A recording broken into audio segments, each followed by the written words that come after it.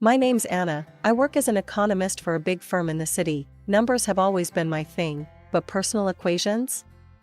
Those I figured out the hard way. Life was on a predictable track until Mom got sick. It was just her and me after Dad passed away when I was a teenager. She was more than just a mom, she was my rock. When she got diagnosed with a condition that needed full-time care, I did the only thing that made sense. I sold her cozy house and moved her into a top-notch nursing home. The kind of place with gardens, 24-hour care, and even a piano in the lounge where she used to play her favorite tunes. It cost a fortune, but seeing her smile, playing those keys like she was young again, made every penny worth it. I remember one evening, after a long day of crunching numbers and balancing budgets, my boss, Lucy, dragged me to this party. Lucy's the head honcho at our firm, and despite her tough exterior, she's been my pillar through thick and thin. "Come on, Anna, you need to let your hair down every once in a while," she had said, her arm slung over my shoulder as we walked into the loud, crowded room. I was fumbling with my purse when I bumped into him, Ethan. He was all charm, from his crooked smile to his sparkly eyes. "Sorry, didn't see you there," he chuckled, handing me back my purse, which had landed at his feet. "It's all right, happens to the best of us," I replied, trying not to get lost in his deep blue eyes. As the evening rolled on, it turned out Ethan was the friend of a friend, and we got talking about everything from work to our favorite old movies. Turns out we both had a soft spot for old-school jazz and spaghetti westerns. Lucy and I both took a liking to him, but it was clear Ethan had eyes only for me. Lucy noticed, but she was cool about it. After he asked me out, she pulled me aside, her drink in hand. "He's cute, but if he messes with you, I'll kick his ass," she half-joked in her usual no-nonsense manner. Ethan and I started dating soon after. It was all dinners, long walks, and nights spent talking about everything under the stars. He was different, kind, attentive, and he made me laugh. God, did I laugh during those first few months. Lucy stayed my rock, supporting me through my mom's worsening health, and my whirlwind romance with Ethan. When Ethan proposed, it was Lucy who helped me pick the dress, set up the venue, and even calmed my nerves right before I walked down the aisle. Married life kicked off like a dream. We'd wake up late on weekends, brew strong coffee, and talk about our future. And like any newlywed couple, we had our hearts set on finding the perfect nest, our own little corner in this big, bustling city. We spent countless Sundays driving around, peering at for sale signs, and dragging ourselves through endless open houses. The thrill of the hunt was real, but so was the sticker shock. I still remember Ethan's face the first time we looked at a house within our budget. $300 grand for this? Are they out of their minds? He blurted out as we toured a particularly cramped two-bedroom that looked more like a rundown shack than a cozy love nest. "Maybe we're rushing into this. We could save up a bit more, give it another year or two." His words made sense, and honestly, the pressure to find a house right away was eating at me too. "Yeah, maybe you're right. No need to rush. We've got plenty of time," I agreed, squeezing his hand. So, we put the house hunt on pause. It seemed like the sensible thing to do, and life went on. But things shifted when my mom passed. It was sudden, a call in the middle of the night that left me scrambling to get to her side, only to arrive too late. Losing her was like losing my anchor, and in the weeks that followed, I walked around in a daze. Ethan was there, though, holding me at night while I cried, making sure I ate something, even if it was just toast. One evening, as I was sorting through some of Mom's papers, I found documents from the nursing home about the remaining funds. It was a hefty sum, parked quietly in a savings account, around $200,000. I hadn't thought about it much, with everything going on. Ethan was in the kitchen when I told him. His reaction was, off.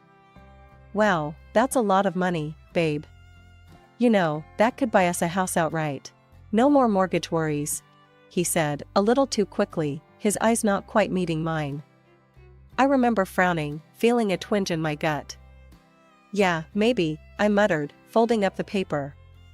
"But let's think about it, okay? It's all pretty fresh." Sure, he replied, but there was a note in his voice that I couldn't place. Something that made me watch him a little more closely as he turned back to chopping vegetables, his knife tapping rhythmically against the cutting board. After what felt like an eternity of house hunting and countless discussions, Ethan and I finally bought our dream home.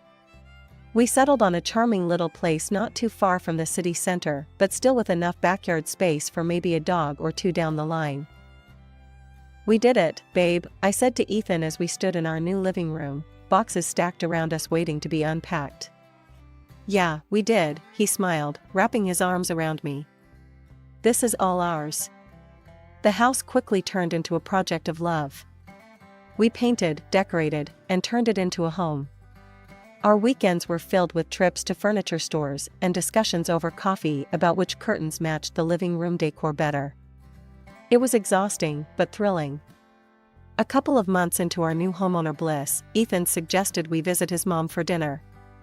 "It's been a while, and she keeps asking about the house," he said one morning, looking up from his phone.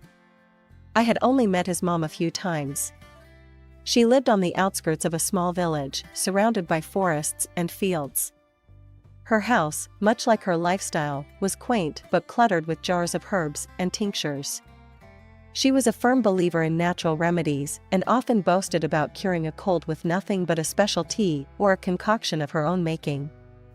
When we arrived, the aroma of something herbal wafted through the air. Ethan's mom, Martha, greeted us warmly but looked a bit pale. "Oh, I'd just been feeling under the weather," she explained as she led us into the kitchen where dinner was laid out. "Have you seen a doctor?" I asked, concerned, as we settled around the table. Martha scoffed, shaking her head vigorously. No, I don't trust those doctors. I've got my own remedies." She gestured towards the countless jars lining the shelves. During dinner, Martha's cough seemed to worsen, and she casually mentioned, "You know, Anna, maybe you could stay for a few days, help me out around here with some things?" I was caught off guard. "Oh, Martha, I wish I could, but work is slammed right now. We just took on a big project, and I can't really take any time off," I explained, trying to keep my tone gentle. "Maybe you should do what my mom did?" Martha's eyes narrowed a bit.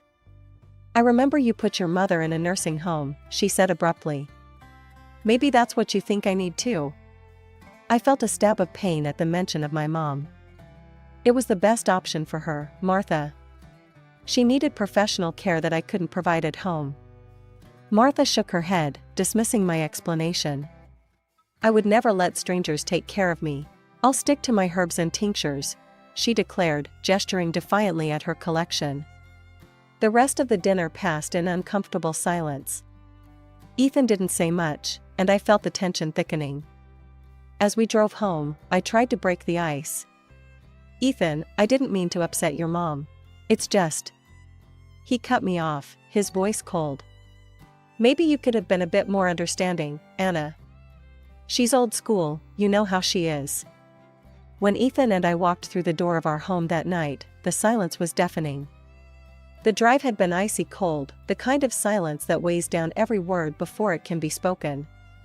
We both knew something had shifted, and not for the better. As I hung up my coat, Ethan finally broke the silence. "Anna, do you even love me?" His voice was a mix of frustration and disbelief. I turned, startled by his question. "What? Of course, I do. Why would you even ask that?" He paced a bit before stopping in front of me, his eyes searching mine. "Because you wouldn't stay to help my mom. If you loved me, you'd care about my family too." I was taken aback. "Ethan, I do care. I've always supported your relationship with your mom. But I can't just drop everything, Anne." "And what? Lie there?" he snapped. "That's exactly what I'm talking about. You're not willing to make sacrifices." His words hung in the air, and I could feel the tension spike. Then, he added something that rocked me to my core. "Maybe I was wrong about us. If you can't support me with this, maybe we shouldn't be together." I was speechless, my mind racing. This was not the man I married. The man I loved was understanding, compassionate. Not this stranger making ultimatums. With nowhere else to turn, I called Lucy. Her phone rang a couple of times before she picked up. "Hey, Anna, everything okay?" I poured out everything, from the dinner with Martha to Ethan's harsh words and the looming threat of divorce. Lucy listened quietly, only interjecting to clarify a point or two. After I finished, she was silent for a moment. Then, "That's rough, Anna. But you know what? You did what you could. You can't just upend your life because Ethan or his mom expects you to. And threatening divorce? That's manipulative, Anna. You see that, right? Talk to him when things have cooled off." The next few weeks were tough. Ethan became more withdrawn, barely helping around the house, always buried in his phone or out for long walks alone. Whenever his mom called, he'd put her on speakerphone, ensuring I heard every complaint about her health and how she was sure she'd die without our help. Each call ended with a significant look in my direction, a silent accusation. "Anna, please, think about it. I'm not getting any better," Martha would plead, her voice loud and clear from the speaker. Ethan would glance over at me, his eyes hard. "You hear that, Anna? She needs us." But I couldn't bring myself to give in, not like this, not with guilt as the driving force. I knew I had to stand my ground, but with each passing day, the gap between Ethan and me widened, filled with unsaid words and unresolved tensions. 2 weeks later, Lucy and I were at our favorite cafe, a little spot we'd often escape to during work breaks. The noise of the city faded as we sipped our coffee and delved into our worlds, hers, the office, mine, increasingly tangled and dark. "So, what's up?" Lucy asked, her eyebrows knitting together as she noticed my distracted look. I stirred my coffee, the sugar dissolving like the last bits of my patience. "It's Ethan and his mom. Things are getting weird, Lucy. More than just the usual family drama." Lucy leaned in, her interest piqued. "Weird how? What's he doing?" "He's pushing really hard for me to move in with his mom, like, obsessively. And he's been weirdly secretive. Something's off," I said, feeling the weight of my words. Lucy's face hardened. "You think he's up to something? Anna, you might want to check this out properly. Maybe hire a private detective? See what he's really up to." 2 days later, I met with a detective, a gruff man with sharp eyes, named Mike. I explained everything, how Ethan's behavior had shifted, his sudden insistence on his mother's house. Mike listened, jotting down notes. "We'll see what we can dig up. It does sound like he's hiding something. Give me a couple of weeks." Those weeks were long. Each day, Ethan's coldness turned our home into a silent battleground. His calls with his mom were now daily serenades of guilt and manipulation, always on speaker. Then, the call I was waiting for came. "Anna, we need to talk." Mike's voice was grave, even over the phone. We met at the same cafe where I had confided in Lucy. Mike laid his findings out like a deck of cards, each one worse than the last. "Your husband's in deep trouble at work. He's on the verge of being fired because of some shady deals. And there's more, he's racked up a heap of debt, all under your radar." Mike started, his eyes never leaving mine. My heart sank. "Debts? How much are we talking about?" "Enough that he's desperate. He's taken out loans against his future earnings, maxed out credit cards, the works. But here's the kicker." Mike paused, sliding a recording device across the table. I stared at it, my hands trembling as I pressed play. Ethan's voice filled the cafe, mingled with his mother's croaky whispers. "Once Anna moves in here and I get her to transfer her assets, we can handle everything. Her money will cover it all." Ethan's voice was cold, calculated. I stopped the recording, nausea rolling in my stomach. Betrayal wasn't a strong enough word for this. Mike's next words were a blur as he advised me to get legal protection. "See a lawyer, lock down your accounts. Fast." The next day, I met with a lawyer, a no-nonsense woman named Janet who specialized in family law. "We'll start by securing your accounts. Then, we'll discuss your options regarding your marriage." As I left her office, a plan forming, I felt a strange mix of relief and devastation. Relief that I was taking steps to protect myself, and devastation that the man I loved, the man I had married, was a stranger. It was a week of sleepless nights and distracted days at work. The phone rang, startling me from a report I'd been staring at for far too long. It was Lucy. Her voice was urgent. "Anna, can you come to my office? Now. We need to talk." A chill ran down my spine. "Sure, I'll be right there," I replied, my mind racing with possibilities. Lucy's tone had been serious, more than usual. I made my way to her office, my stomach tightening with every step. As soon as I walked in, Lucy shut the door and gestured for me to sit. She looked grave, her usual playful demeanor gone. "Anna, there's something you need to hear," she began, her voice low. "Ethan has been calling me. A lot. He's been making advances. He told me he made a mistake, that he should have chosen me, not you." My heart pounded painfully. "What? Lucy, what are you talking about?" She held up her hand, stopping my barrage of questions. "I recorded one of our conversations. You need to hear this yourself." She pulled out her phone, found a file, and pressed play. Ethan's voice filled the room, smooth and conniving. "Lucy, you know I've always liked you. If only I'd made the right choice back then. But it's not too late. We could fix that." My breath hitched as I listened, each word a dagger. But worse was yet to come. "I need a favor," Ethan continued on the recording. "Could you find a reason to let Anna go? Fire her. Once she's out of work, I can convince her to move in with my mom. Manage her finances, you know? Then there's nothing stopping us. Just think about it. Just us, together." I sat there, numb, as the recording ended. Lucy's face was a mask of fury and disgust. I played along, Anna. To see how far he'd go. He actually thought I was on his side, she explained, her voice thick with anger. Why would he want me to move in with his mom so badly? I managed to ask, my voice barely a whisper. Lucy shrugged, her lips pressed into a thin line. I don't know, Anna, but it's clear he's planning something sinister. You've got to be careful. Find out what he's really up to. I nodded, my mind a whirlwind of hurt and confusion. I will. I just need to think about how to handle this. Whatever you need, I'm here for you. We'll figure this out together, Lucy said, her hand reaching across the desk to squeeze mine. I left her office with a heavy heart.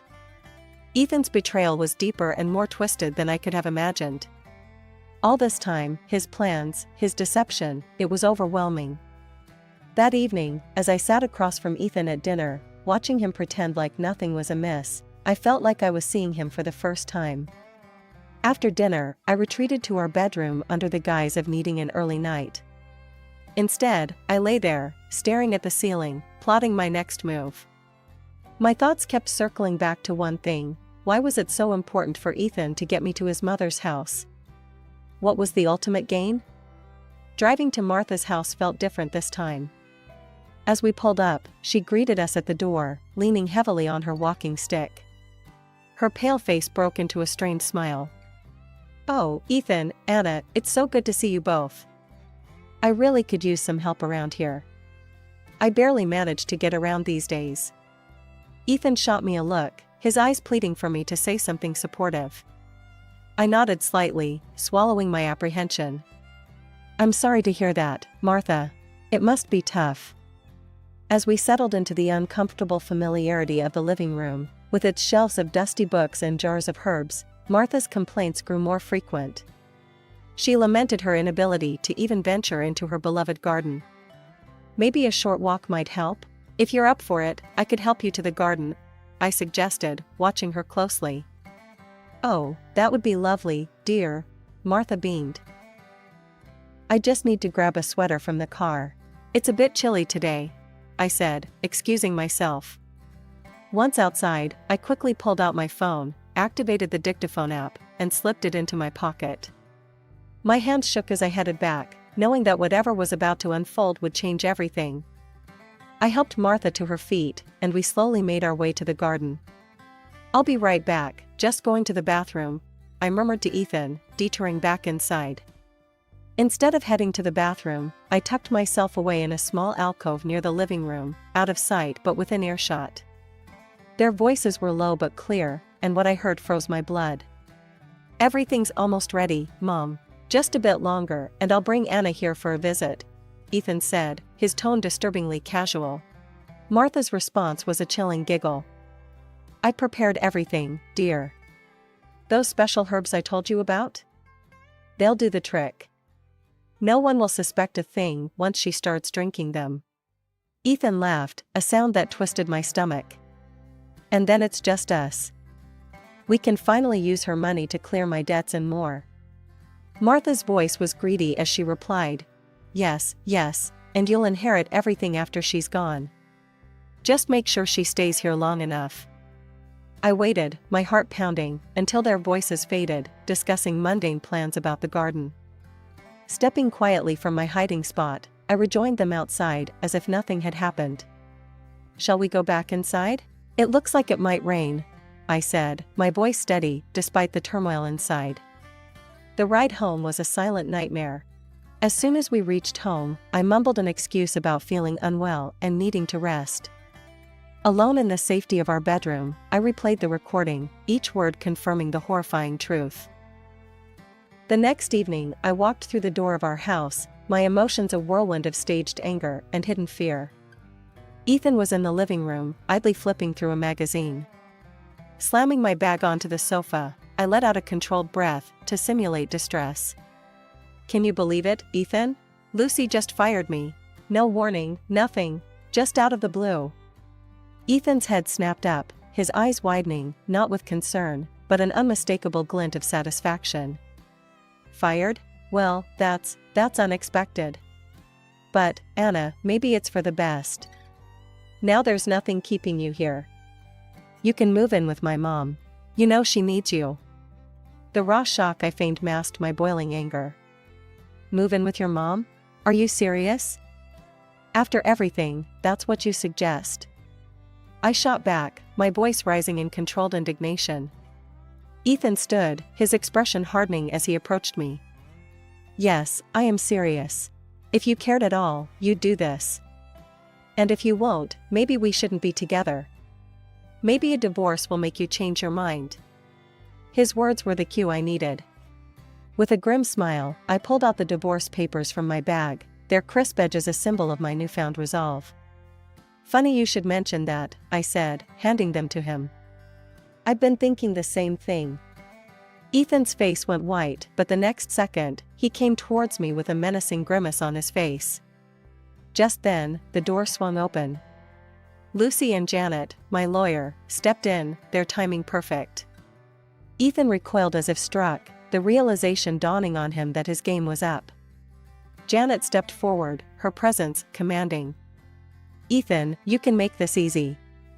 Sign the papers, give up claims on the house and your joint savings, walk away, and we won't press charges for what you and your mother planned. We have recordings as evidence." Ethan looked like a cornered rat, his eyes darting from my face to Lucy's and then back to the lawyer. "Recordings?" he stammered, his voice barely a croak. "What recordings?" "The recordings of your conversations with your mother, Martha Miller," the lawyer clarified, her voice devoid of emotion. "Conversations that clearly outline your plan to poison Mrs. Anna Miller and inherit her assets." A strangled gasp escaped Ethan's lips. His defiance crumbled, the bluster draining from him as he looked between the three of us.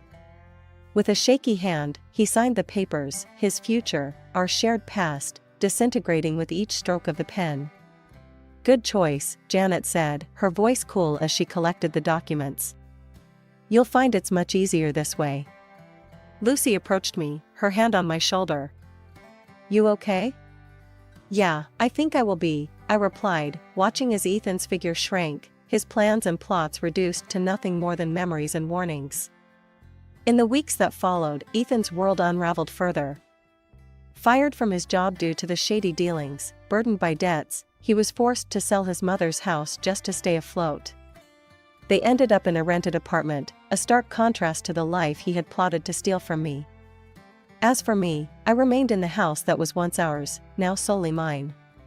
Lucy and I, our friendship solidified by the ordeal, often sat in my garden, talking about everything and nothing. Life had thrown me into the depths, but I had emerged, not just surviving, but thriving.